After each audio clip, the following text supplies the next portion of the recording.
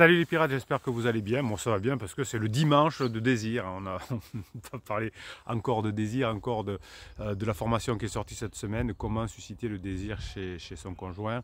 Et ce n'est pas du tout quelque chose de logique mais d'émotionnel. On va en parler, on va se donner la grinta, on va apprendre à apprendre aussi dans cette vidéo.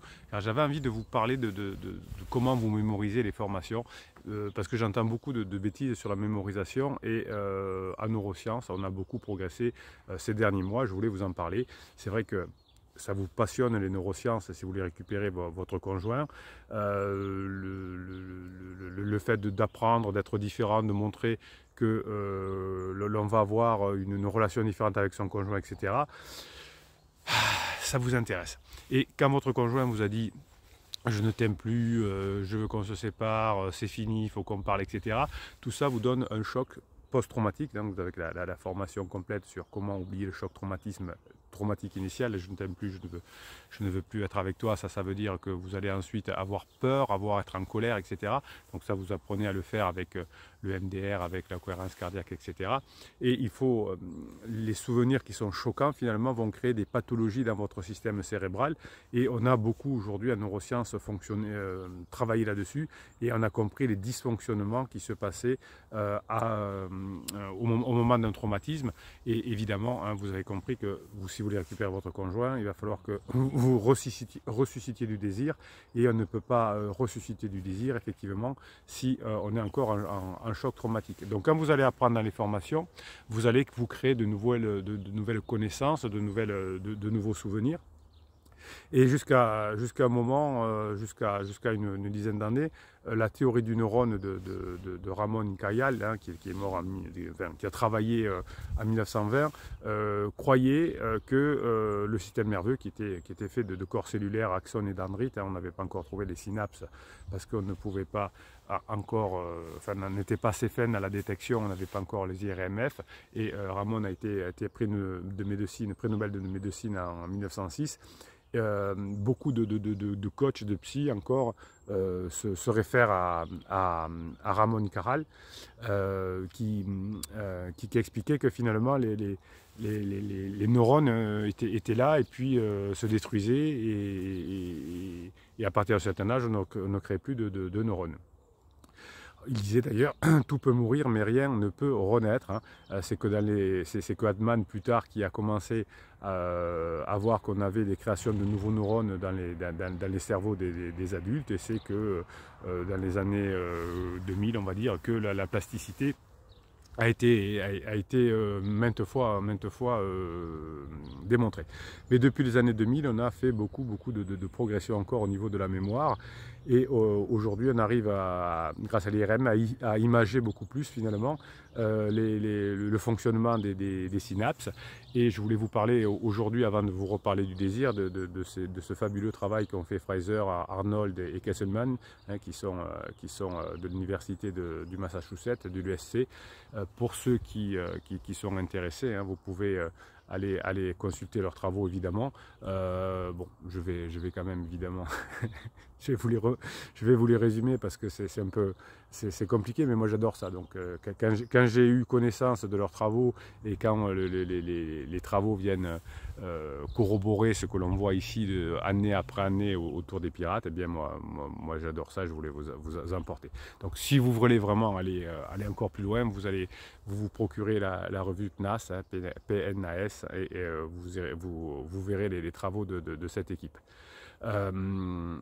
Donc la conclusion de leurs études, alors évidemment on travaille aussi au départ beaucoup sur les animaux, hein, sur les poissons, pour pouvoir un jour le mettre, le traduire, vous les pirates, dans ce que nous on voit tous les jours dans nos formations, comment vous apprenez dans vos formations. Et moi j'adore quand, merci à Kesselman, quand les chercheurs viennent confirmer ce que nous on dit sur le terrain. Donc finalement, ce que disent la plupart des coachs et des psys, hein, c'est que si on modifie la force des synapses, on va renforcer des souvenirs. Bon, ça, c'est des trucs de tout bateau. Donc arrête d'y penser parce que sinon pense à autre chose, parce que sinon tu vas renforcer ton souvenir ou l'éducation nationale avec le méthode Parker, t'apprends. Et si on a plus de synapses, eh bien, on va arriver à mieux mémoriser.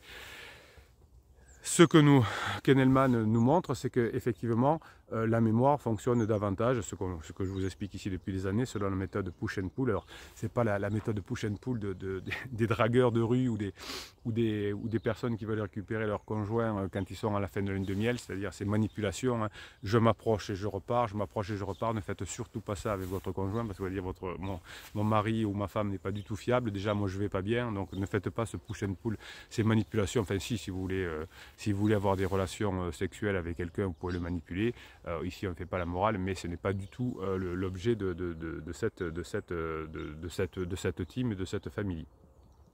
Donc, lors de la création d'un souvenir, ce que l'on apprend aujourd'hui avec la méthode push and pull, lorsque vous apprenez quelque chose de nouveau, vous allez avoir les synapses d'une partie de votre cerveau qui vont être détruites et vous allez créer, grâce à la formation, des synapses complètement nouvelles qui vont être créées dans une autre région du cerveau. Donc, c'est ce point important que vous allez comprendre, c'est que chaque fois que vous allez apprendre quelque chose, vous allez lâcher autre chose. Donc ça, c'est très important pour récupérer votre conjoint. D'abord, vous allez apprendre une nouvelle forme de comportement, c'est important. Et quand vous n'allez plus parler du passé avec votre conjoint, quand vous n'allez plus parler de votre couple, vous allez créer à la fois des nouvelles synapses chez votre conjoint, donc des nouveaux comportements, des nouveaux souvenirs de ce qui se passe avec vous. Vous allez pouvoir même créer... On en parle dans la formation sur le désir, ce qu'on appelle des nouveaux private jokes. Hein. Donc vous allez créer des nouvelles choses et chaque fois que vous allez créer ces nouvelles choses, ça va détruire les anciennes. Ça, c'est ce que je vous explique ici depuis longtemps et que Kahneman, après 6 ans d'études, a montré grâce aux IRMF. Donc le point important finalement, c'est que toutes les expériences vont être répétitives et reproductibles. C'est-à-dire que chaque fois que vous allez faire une formation nouvelle, vous allez apprendre de nouvelles choses et enlever les anciennes choses. Si vous êtes dans la rumination, vous avez une formation qui s'appelle Stop à la rumination, vous allez continuer à créer des synapses liées à votre inconfort, à votre souffrance, et vous allez détruire ce que vous avez déjà mis en place. Donc le fait d'être concentré sur les formations, tous les jours de faire des formations, ça va non seulement créer ces synapses, mais détruire les autres. Dès que vous arrêtez, que vous recommencez à ruminer, hein, vous savez, quand vous êtes un bébé pirate, quand vous faites des interdits, quand vous ruminez, eh bien ce que vous avez déjà appris il y a quelque temps, qui avait fait avancer les choses, vous allez le diminuer petit à petit. Ah, donc cette notion de push and pull, elle est super importante, donc on ne lâche rien. Alors des fois, bien sûr qu'on est bienveillant quand on est des pirates, mais on voudrait dire, oh, de temps en temps, faire un petit interdit, c'est pas grave, on a le droit de ne pas avoir le moral. C'est vrai qu'on a le droit de ne pas avoir le moral, mais il faut que ça passe vite, parce que chaque fois que vous n'avez pas le moral, vous recréez des anciennes synapses et vous détruisez ce que vous avez appris. Donc moins on se laisse aller, plus on contrôle, plus on est fort, plus on a de la force en soi, plus c'est facile d'aller récupérer son conjoint et de récupérer son désir. Chaque fois que vous me faites une propulsion, chaque fois que vous me faites un interdit, eh bien vous allez redétruire ce que vous avez appris. Donc on va... peut-être vous allez faire la formation comment ne pas faire les interdits et vous allez aussi tous les jours faire une nouvelle formation, vous n'allez pas acheter une formation tous les jours non plus, quoique si vous en avez envie vous irez plus vite, mais vous allez tous les jours faire des formations que vous avez peut-être déjà et qui vont au fur et à mesure vous permettre d'avancer dans votre vie. Donc chaque élément de données qui va être associé à quelque chose de nouveau va créer une nouvelle map, une nouvelle map dynamique dans votre cerveau. Et ce que nous a expliqué Kesselman, finalement, c'est que toutes les expériences que vous allez vivre vont vous permettre de changer complètement votre fonctionnement. Alors évidemment, le stress post-traumatique, chaque fois que vous allez continuer à y penser, chaque fois que vous allez l'évoquer avec votre conjoint, tu m'as fait mal, est-ce que je peux dire à mon conjoint qu'il m'a fait mal? Est-ce que je peux dire à mon conjoint qu'il fait du mal à ses enfants? Non, là vous allez détruire ce que vous êtes en train de faire. Donc ne pensez plus à tout ça, orientez-vous sur l'avenir. Je vous ferai une formation sur la visualisation pour apprendre à éliminer les obstacles. Utilisez la formation qui est sortie la semaine dernière sur comment encaisser les coups de poing, elle est liée à cette mémorisation, et vous allez avancer. Donc dès que vous avez un coup de mou, vous écrivez quelque chose de positif en descriptif de ces vidéos, pardon, le descriptif de cette vidéo, c'est le catalogue des formations. Le catalogue des formations, vous l'avez en descriptif de cette vidéo. Et en commentaire de ces vidéos, vous mettez un coup de boost et ça va commencer à recréer des nouveaux synapses. Et chaque fois que vous allez créer dans une partie du cerveau des neurosynapses, ça va détruire autre chose. Donc le fait d'apprendre quelque chose va vous détruire les mauvais souvenirs. Et si vous détruisez les mauvais souvenirs, si vous êtes la meilleure version de vous-même, vous allez changer. Et si vous montrez à votre conjoint que vous allez changer, ça va l'intéresser. Si vous changez, que vous passez des bons moments ensemble, pendant les périodes de top, évidemment, ça va l'intéresser encore plus.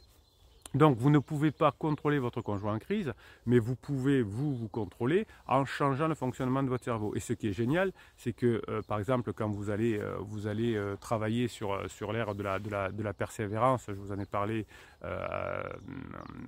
hier, avec, ou je ne sais plus quand c'était, j'étais en train de réfléchir, je ne sais pas, quand vous musclez cette zone de la persévérance, eh bien vous allez pouvoir l'utiliser dans le sport, dans votre travail, avec votre conjoint, etc. Donc tout ce que vous allez apprendre dans les formations, ça va vous permettre d'avoir un nouveau comportement. Vous allez passer du mode survie qui fait beaucoup souffrir, alors qu'il nous permet de ne pas mourir, évidemment, si on se fait attaquer par un chien, ou un chien sauvage, ou un loup, mais ça ne nous permet pas d'être heureux. Et ce que vous apprenez dans les formations va vous permettre d'apprendre à créer du désir à votre conjoint et de vous séparer de l'ancien mode de comportement qui vous a mené à cette crise de couple, qui est l'attaque, la défense et finalement le fait que je vais me cacher et que je vais me freezer. Donc c'est les trois choses que vous allez oublier et vous allez apprendre à badiner, à avoir de l'humour, à créer du désir, à reséduire, etc. Et ça va vous permettre d'avancer dans tous les domaines de votre vie. Réapprendre à créer du désir chez votre conjoint, ce n'est pas persuader quelqu'un par les mots, en disant que tu devrais m'aimer, hein, on ne peut pas obliger quelqu'un à s'aimer, on ne peut pas lui dire, en lui disant qu'il a tort, on ne peut pas se rapprocher de lui, en le critiquant, on ne peut pas se rapprocher de lui, en ayant un conflit, on ne peut pas se rapprocher de lui ou d'elle, hein, je parle de votre conjoint évidemment. Donc pour persuader quelqu'un, il faut lui faire vivre des choses, et pour lui faire vivre des choses, il faut avoir soi-même changé. Hein, vous devez être l'exemple. Vous devez avoir cette grinta. Si vous critiquez, si vous êtes toujours le même, si vous êtes toujours un peu à manque d'énergie, vous ne pourrez pas reséduire votre conjoint qui lui est au fond du trou.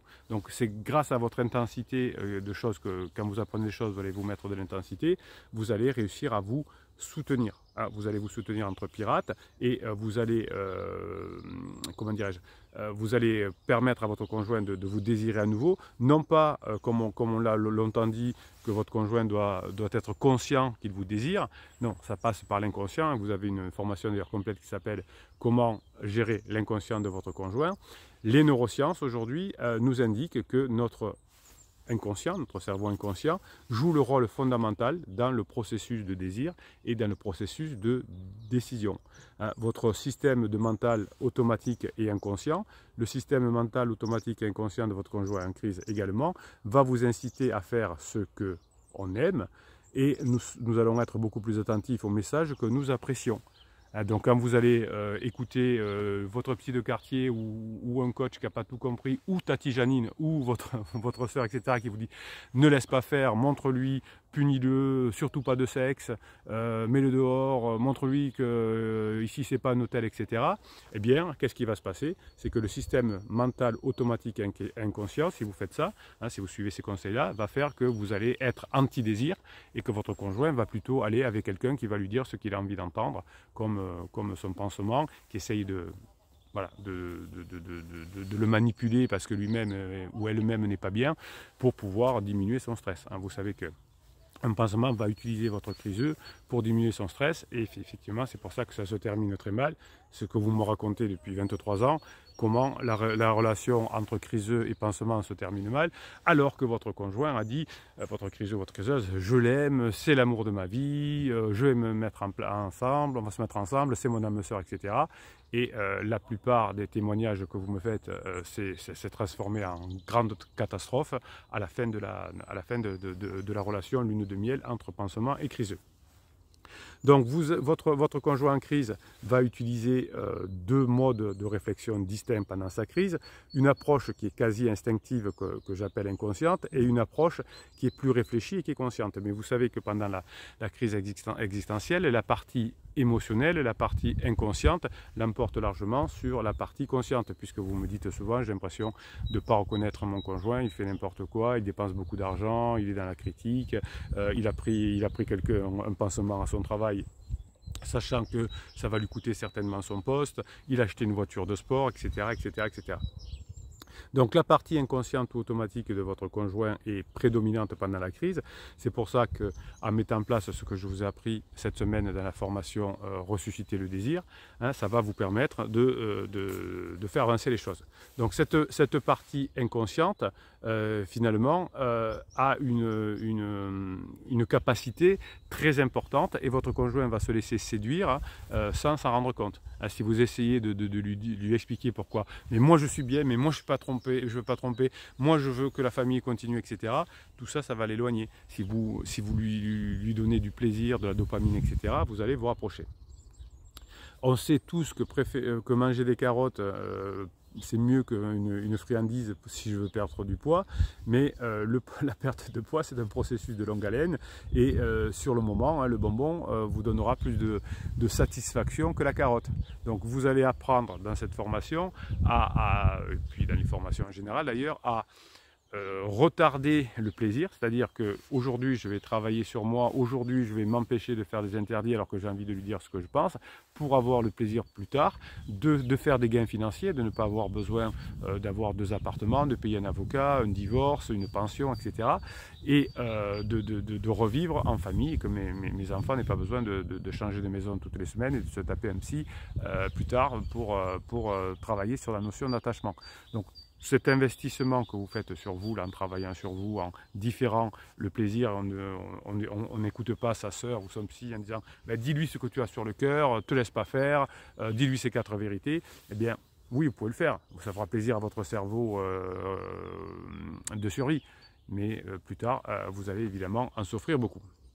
Donc, pour convaincre votre conjoint que vous avez changé, faites-lui passer des bons moments ensemble, vous allez parler le langage de l'inconscient finalement, vous allez créer une disponibilité mentale chez votre conjoint comme Kahneman et Tversky en avaient parlé, hein, en utilisant des raccourcis du cerveau inconscient.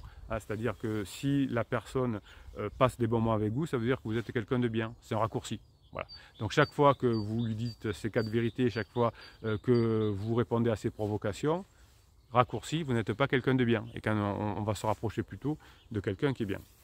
Donc concentrez-vous, vous, sur la partie, la vôtre, hein, sur le contrôle de vous, et vous allez voir sur votre contrôle, et vous allez créer des associations dans le cerveau de votre conjoint. Mon conjoint a changé, mon conjoint est léger, mon conjoint est redevenu un homme, mon conjoint est devenu une femme fatale, et les pensées associées que vous allez créer vont petit à petit permettre à votre conjoint de revenir vers vous. Chaque fois que votre conjoint va vous voir, il va vous associer maintenant à quelque chose de positif, alors que quand vous étiez bébé pirate, quand vous avez suivi des méthodes comme je sais pas quoi, le silence radio ou ces bêtises-là, eh bien il vous associe par exemple à quelqu'un de lâche, à quelqu'un qui dit ben voilà il a lâché prise, ou à quelqu'un on ne te laisse pas faire mais le dehors, à quelqu'un qui ne m'aime pas et qui n'a rien compris. Vous allez changer d'association, vous allez changer de camp et vous allez, pour ça, on ne peut pas évidemment se contenter de rien faire, de faire un silence radio, mais vous allez agir et l'esprit automatique de votre conjoint a besoin d'action, tient compte de vos actions, tient compte de ce que vous faites. On n'est pas séduit par quelqu'un qui fait rien, on n'est pas séduit par quelqu'un qui s'éloigne, on est séduit par quelqu'un qui nous fait vivre des choses. Donc vous allez travailler sur cette erreur fondamentale d'attribution qu'ont vos conjoints, c'est que s'ils passent des bons moments avec vous, ça veut dire qu'ils changeront d'avis par rapport à vous. Voilà. Si vous écoutez des mauvais conseils et que vous êtes dans la boxe avec votre conjoint parce que vous n'avez pas réussi à gérer vos émotions, vous êtes dans la peur, dans la colère, vous allez vous éloigner. Si vous travaillez par exemple la formation sur le désir ou la formation sur maîtriser ses pensées, ses émotions, vous allez créer des nouveaux schémas neuronaux qui vont Évidemment, à chaque fois que vous allez créer de nouvelles synapses, enlever des synapses qui existent déjà, je vous l'ai expliqué dans le début de cette formation, et petit à petit, méthode des petits pas, votre relation va s'améliorer. On est une team scientifique, on travaille avec les neurosciences ici, c'est pour ça qu'on a des résultats, on n'est pas dans la morale, on n'est pas dans les religions, on n'est pas dans la spiritualité, on n'est pas dans l'ésotérisme, on est dans les choses qui fonctionnent. Vous allez me mettre en commentaire sous ces vidéos des coups de grinta pour les autres pirates, vous allez m'envoyer sur mon WhatsApp des citations, des audios, des vidéos que vous aimez bien. Je vais les mettre sur le site Telegram Canal Bruno Marchal. Si vous ne trouvez pas le site des pirates sur Telegram, ça s'appelle Canal Bruno Marchal. Si vous ne le trouvez pas, vous allez en descriptif de cette vidéo, sous le catalogue des formations, vous avez le lien pour aller sur Telegram. Ça donne la grinta, hein, Telegram. Tous les matins, je vous fais un audio pour vous motiver, pour vous donner cette grinta. Et les pirates vous envoient des choses aussi pour vous donner la grinta. Tout ça, c'est sur Telegram pour vous aider à mettre en application ce que vous apprenez dans les formations. Et vous avez aussi le groupe Facebook où vous pouvez mettre toute votre grinta. Vous allez vous régaler. Voilà, écoutez, bon, si on va aller faire un petit tour quand même du côté de YouTube, hein, sur les commentaires. Vous adorez mettre des commentaires pour encourager les autres. Et moi, j'adore bien tirer une au sort, la lire devant vous. Ça vous fait plaisir. Je cite votre nom à l'antenne. Et en tout cas, ça renforce la grinta que vous donnez aux autres personnes. Allez, un message de Nadia DZS. Bonjour Bruno, est-ce que quelqu'un qui passe sa crise, il devient pervers narcissique? Ben là, il y a un bébé pirate ça va être compliqué Nadia, il va falloir bosser là. Pervers narcissique, c'est une maladie qui est identifiée, alors c'est pas une maladie, c'est un trouble du comportement, hein, qui est aujourd'hui répertorié. Si quelqu'un est pervers narcissique, il doit être diagnostiqué par un psychiatre, hein, donc passer des tests. On peut pas, si vous allez voir votre psy de quartier ou votre copine qui dit ouais mais votre conjoint c'est un pervers narcissique, hein, ça veut dire que vous faut fuir à fond parce qu'on ne peut évaluer un pervers narcissique que de façon précise. Alors c'est difficile, hein, parce que les pervers narcissiques ne veulent pas se faire tester. Il y a très peu de personnes pervers narcissiques, à peu près 3% qui sont répertoriés. Et il y a eu une mode, alors elle est passée cette mode chez les psys, hein. Aujourd'hui on est plutôt dans le haut potentiel, hein. Ouais, il est haut potentiel, c'est pour ça qu'il est comme ça. Pendant un moment ça a été pervers narcissique. Non, ça n'a rien à voir, la crise avec les pervers narcissiques. Si vous êtes avec un pervers narcissique, vous allez vous en apercevoir rapidement. Quelqu'un ne devient pas pervers narcissique du jour au lendemain. Mais effectivement, dans les crises existentielles, il y a des symptômes qui ressemblent d'ailleurs à la psychopathie aussi, au narcissisme, à la manipulation et donc à la perversion narcissique. Donc on confond, il y a même des professionnels et des psys qui confondent les symptômes. Si j'ai un rhume, ce n'est pas forcément que j'ai la Covid. Ben là, votre conjoint a actuellement des traits de manipulateur, eh bien c'est un manipulateur pervers narcissique. Donc Nadia, vous allez bosser, vous allez comprendre ce que c'est une crise existentielle, vous allez comprendre comment on en sort, vous allez comprendre ce qu'il faut faire, hein, mais on ne peut pas poser une question comme ça, quelqu'un qui passe la crise devient pervers narcissique, hein, donc là, vous n'êtes pas Nadia, on va aider Nadia, vous avez toutes les formations, on ne peut pas les faire à votre place évidemment, mais elles sont disponibles, vous pouvez y aller. En tout cas Nadia, bienvenue dans la team, bienvenue dans la famille, on va bien bosser ensemble. Ô capitaine de Jésus-Christ, ô capitaine, salut les pirates, tu as changé, voici les mots d'un ami avec qui j'ai su désamorcer un problème qui aurait pu tourner au conflit. Force est de constater que tout ceci n'a été possible que par mon écoute active, ma concentration et de la bienveillance. Oui, donc vous avez une formation qui s'appelle l'écoute efficace. En résumé, tout cela grâce aux formations et à vous, cher Bruno et très cher pirate. C'est surtout aux pirates et surtout par votre travail, Jésus-Christ. Je me sens effectivement muet lorsqu'une fois de plus j'applique l'observation de ma propre personne, la pleine conscience. Je me sens de plus en plus serein et ma foi s'étend au-delà de ce que je pensais. Donc oui, si vous avez confiance en vous, ça peut être sympa. On ne se rend pas forcément compte, mais inconsciemment, des automatismes de ce que nous apprenons ressurgissent au moment important. Oui, ce que vous apprenez, hein, c'est exactement ce que je disais en début de cette vidéo, ce que vous apprenez va créer un réflexe automatique et quand votre conjoint va vous spier par exemple, vous saurez déjà, parce que vous avez préparé, hein, vous avez mémorisé, vous saurez ce que vous allez répondre. Voilà, juste pour dire qu'on ne peut anticiper la valeur de notre travail, courage pirate et courage mon capitaine. Donc vous voyez la différence entre Nadia, qui est un bébé pirate, qui va progresser, hein, que va encourager, et Jésus-Christ, qui a fait des formations, qui a bossé sur lui, qui a avancé, et déjà les personnes qui sont autour voit son changement, sa grinta n'est pas la même, les questions ne sont, vous voyez, c'est pas est-ce que la perversion, machin, c'est voilà ce que j'ai fait, voilà ce qu'ont dit les autres, voilà ce que j'ai appris, je vous encourage, je vous donne la grinta. Donc vous avez, c'est un peu le tirage au sort de ce matin, mais vous avez le bébé pirate et le pirate qui a avancé. D'après vous, hein, quel est le pirate qui a, entre Nadia et Jésus-Christ, quel est le pirate qui a le plus de probabilité d'y arriver? Eh bien, on va encourager Nadia à passer le cap et à être de plus en plus pirate. On souhaite évidemment à tous les pirates d'atteindre leurs objectifs et on leur donne la grinta, on leur donne les formations. Après, hein, c'est à vous de bosser. Bruno Marchal, il vous dit, passez le dimanche que vous méritez, car vous le méritez.